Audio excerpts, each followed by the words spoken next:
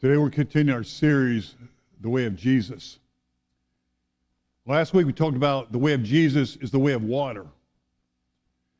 And I showed you the demonstration that I had a cup that was filled with some really dark looking, not so refreshing water, and how that was represented us, the brokenness of our lives and what we bring to the table and the hurt that we've experienced, the hurt that we've given, all these things together. That we bring our cups, but then the way of Jesus is that he brings his water and he pours it in us and he cleans out our cups, he cleans out our lives. And the more we place ourselves under Jesus' living water, the more we become like Jesus. And then we gave everybody a cup to take home, to place in a prominent place in your apartment, in your home. All right, how many of you did exactly that? This was to help remind you of what we are to be about. Who did that? I did that. I took 3 or 4 cups home and placed them around my house. To remind me when in fact, when I was taking my quiet time this morning, there was a cup in the office. I had it there at the desk. And as I'm reading my Bible and praying, I noticed a cup and I saw the waters of Jesus flowing into it and the waters of my life flowing out of it. And that's what this whole series is about.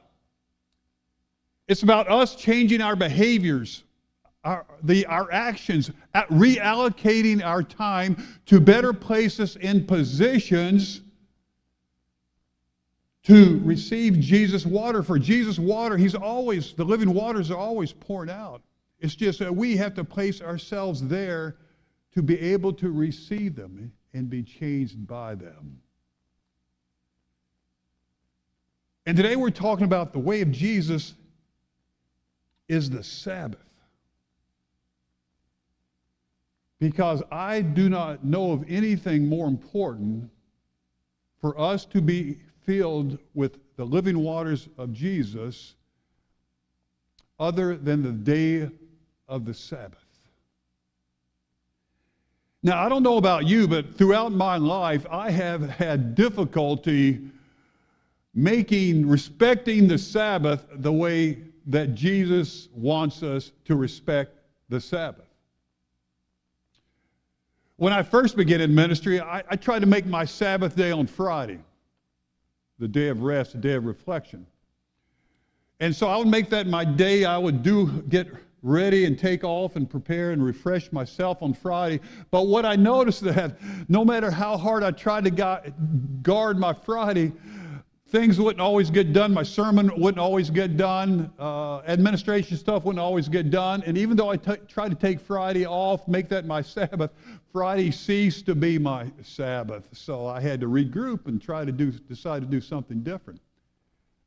Now, a lot of ministers, they try to make Monday their Sabbath. They take Monday off to refresh and reflect. And they figure, well, I preach all on Sunday, and then they schedule meetings all day Sunday. And so they'll take Monday off. Well, I tried that too. That didn't work either.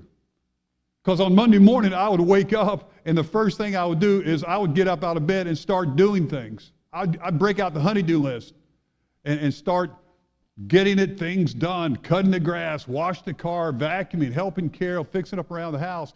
And I would work from dawn till dusk on my Sabbath day of rest, and I'd pass out in bed that night, and I tried this, and I thought, man, what am I doing? This is not honoring the Sabbath the way that God wants us to honor the Sabbath. And so I went through a lot of different strategies trying to figure out how to do this Sabbath thing. And then finally God gave me the answer that is right for me in my life. You know what day is my Sabbath day? It's today. It is this day, Cody. And the reason I say, well, you say, Scott, well, you're working. You're up front preaching. Yeah, but preaching's not work. Preaching, for me, is fun. And you know, if you think about it, this is exactly what the priests, as I look at the Bible in the Old Testament, this is exactly what the priests did. They just did it on their Sabbath day, which was Saturday. And we do it, I know Sunday's not Sabbath and all that, but this is our day of rest. And what they did on Saturday, I just do on Sunday. I help God's people worship the Creator And then on Sunday afternoon, guess what I do? I get out of here and I go out and I enjoy God's creation. I give myself freedom to do whatever is fun and recreating in my spirit, in my soul. And it takes all kinds of different forms. Man, and if something smells like, looks like, or sounds like work, I run from it. I ask myself, is this work? Yeah, okay, I'm not doing it today. Not today. This is my Sabbath.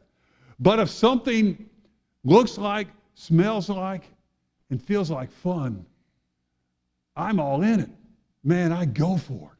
I'm for whatever this day is for us to be a time of reflection, refreshing, recreating our spirit. And in fact, today I reached out to Kirsten this morning and said, hey, what do you want to do for fun today? She texted back and said, hey, why don't we go to the Japanese gardens and take a picnic with us? So if it doesn't rain, guess what I'm going to be doing this afternoon? I'm going to be picking up my awesome daughter, heading to the Japanese garden, having a picnic, and just enjoying today together. Because that, to me, is going to be so much fun. Recreating my spirit, recreating my soul, taking time to give thanks to the Creator who gave us creation to be enjoyed and to be lived in. Now, the Pharisees in Jesus' day, they struggled with this idea of Sabbath as well. And instead of it being a day of refreshing and of rejoicing, they put a whole bunch of laws and rules all around it. So instead of being a day of release, it was a day that was just burdensome and breaking your back, no fun. And Jesus challenged them on the way they think because they were missing out. They were really missing out on what the Sabbath was meant to do for them. And they were stifling the Sabbath. And Jesus cared for them too, so he wanted to change them. And we pick up our story today, the book of Mark, chapter 2, verse 23. On the Sabbath, Jesus was going through the grain fields, and as the disciples walked along, they began to pick some heads of grain. And the Pharisees said to him, look, why are they doing what is unlawful? Notice that word, unlawful, on the Sabbath. Jesus is walking along, teaching his disciples. They're listening to him. They're hungry. And so they just reach out and get some of the grain, some of the wheat, probably wheat, and break the husk off and eat it. Now, this was no big deal. They were allowed to do this, to just take grain from the field, a little bit in their hands, as long as they didn't harvest the field.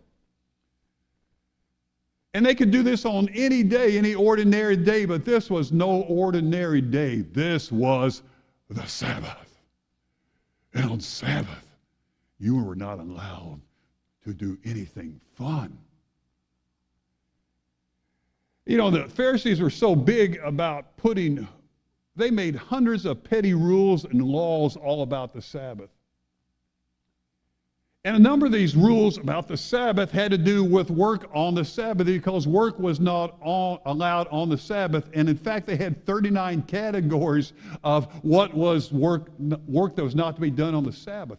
But they had to clarify exactly what work was when it came to food. And 4 of these categories applied to what we're talking about this morning. When it came to grain, to food and things like that, one, you could not reap anything on the Sabbath. And reap was actually cutting down the grain. All right. You could not reap grain. You could not thresh the grain you could not thresh grain, which means you take the grain and you sort of lay it on the ground and sort of beat it around some to try to separate the husk from the kernels, and then, to loosen things up. You could not thresh it.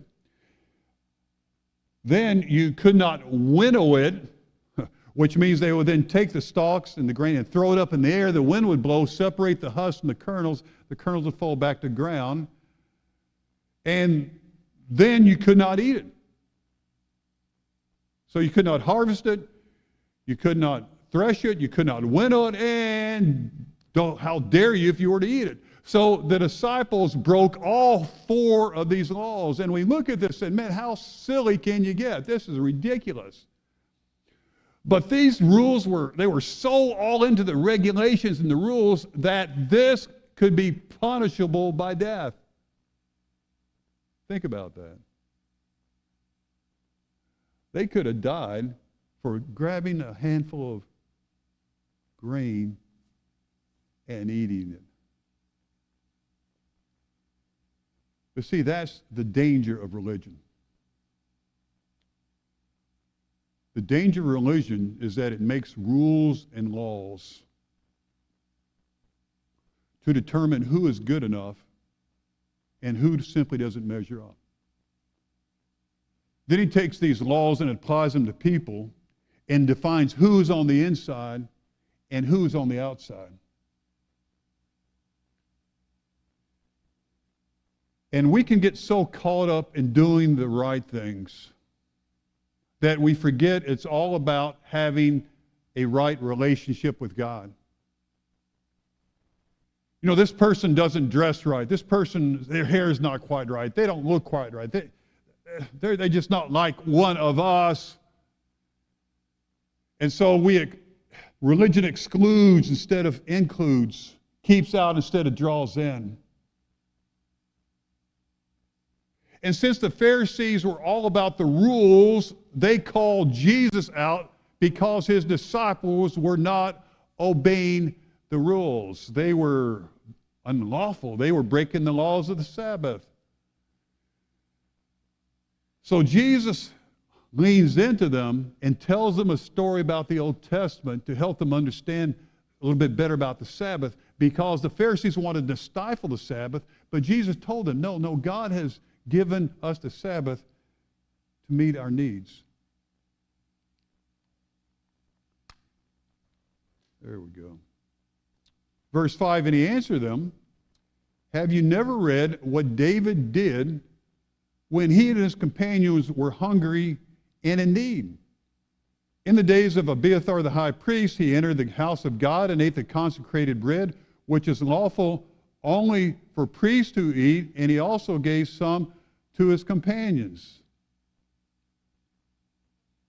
All right, the years around, Jesus tells them a story around 1000 AD. You know, David was to be the future king of Israel. He was on the run for his life because he was hunted down by Saul, the present king of Israel, who was a corrupt king. And as they were on the run, they ran out of food. So he stops in at the tabernacle of a place called Nob, goes to Abiathar the high priest, said, hey, you got any food? No, I don't have any food, but we have the consecrated bread, which is lawful. Hear that word again, lawful for only the priest to eat. All right, in this consecrated bread, 12 loaves of bread. They would take, and when they placed the loaves on a gold table, which is 3 foot long, 1.5 feet wide, and 1.5 feet high off the ground. And it was located in the front of the Holy of Holies. And the bread would remain there for a week. And at the end of the week, the bread would be removed and replaced with new fresh bread. And once the bread was removed, it was only lawful for the priest to eat it. Only by the law could it be eaten by the priest. But David, because he and his men were hungry and in need, went in and ate the bread.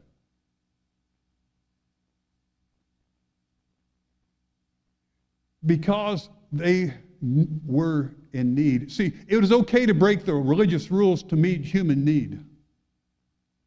And the disciples, Jesus' disciples, were hungry. They had a need, so it was okay for them to eat from the grain. And just like David and his men who were in need, and Jesus and his disciples were in need, we are in need too. We are in need for a purpose of our lives that is worth giving our lives to. We are in need of hope for a future that God has for us. We are in need for relationships with other people. We are in need, and it's therefore okay to break the rules in order to meet the human need.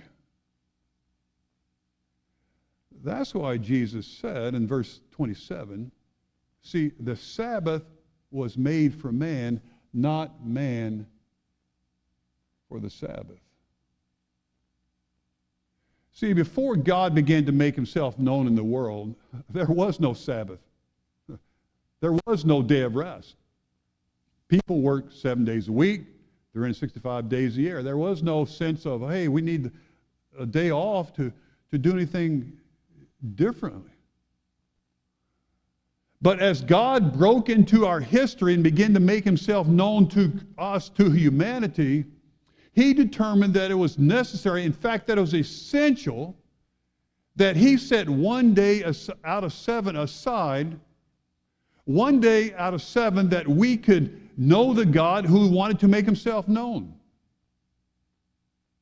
One day out of seven that we could rest and let our bodies heal. One day out of seven we could disengage our minds and let them take a break. One day out of seven that we could place ourselves in a position to reflect on God, to think about God and what he's done in our lives and how he's changing us and what he's doing in us. One day out of seven that we could just, instead of being human doings, we could actually be human beings and be and breathe and receive and be recreated.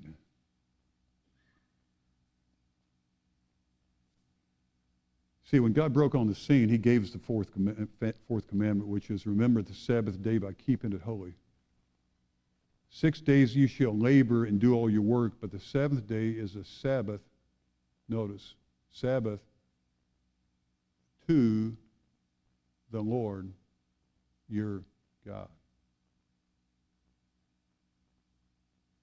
He gives us this day, and then we are to remember that this day is to be to the Lord our God.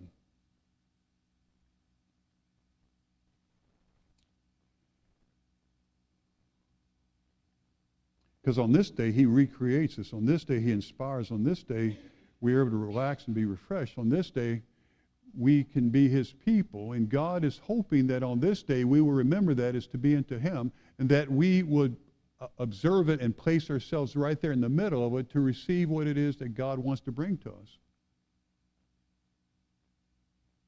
But only we can decide if we will do the Sabbath the way it was meant to be done so that God can meet the needs that each of us has that need to be met. So the Pharisees wanted to stifle the Sabbath with their laws. God wants to meet our needs of the Sabbath, but then it is Jesus who comes and shows us exactly what we should do on the Sabbath to have our needs met. Because after Jesus talks about the Sabbath as it relates to man, to each one of us, he comes back in verse 28 and says, so the Son of God is Lord even on the Sabbath. Jesus is Lord of creation. He is Lord of all things. Therefore, he is Lord of the Sabbath, which God gave us as to enjoy his creation. Well, what exactly were the things that Jesus did on the Sabbath? Well, he did a number of things on the Sabbath, broke the law a number of times. If we look in the New Testament, we find on the Sabbath, he ensured his disciples were fed. Jesus healed a man with a shriveled hand. On the Sabbath, he went to synagogue to worship. On the Sabbath, he taught the people about God. On the Sabbath, Jesus healed a crippled woman who was bent over and could not straighten up. On the Sabbath, Jesus went to the home of a Pharisee to eat. On the Sabbath, Jesus healed a man of dropsy. On the Sabbath, Jesus healed another crippled man at the pool of Bethesda and told him to take up his mat and walk. On the Sabbath, Jesus healed a man who had been blind from birth. Over and over and over again, Sabbath after Sabbath after Sabbath, Jesus used that day as a day to heal us and bring hope to humanity. And as I look at the life of Jesus, I see more than anything else, we have been given this Sabbath so that we could experience the healing and the hope and the help that Jesus wants to bring to us. It's to be that day where we are to bring our cups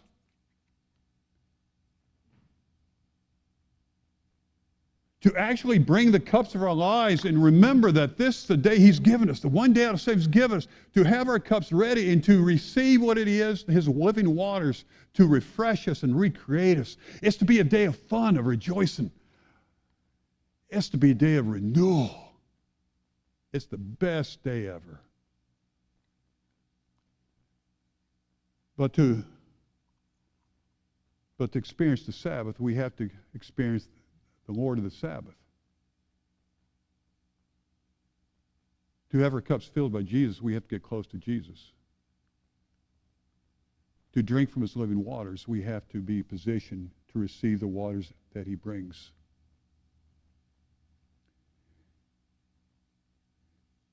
And Jesus hopes beyond hope for our sakes, not for His, that we will do exactly that. And I can think of nothing that we do as a community which shows Jesus' desire and Jesus' love and Jesus' heart for us than the observance of communion, where we come together to remember and have our cups filled with the reality of His body that was broken for us, His blood that was shed for us, and be recreated and be renewed. And as you're following Jesus, I would ask you now to take your cup.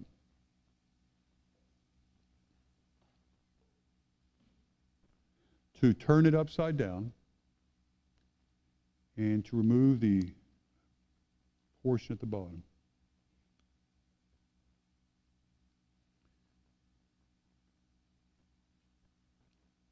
And we'll wait until everyone is ready.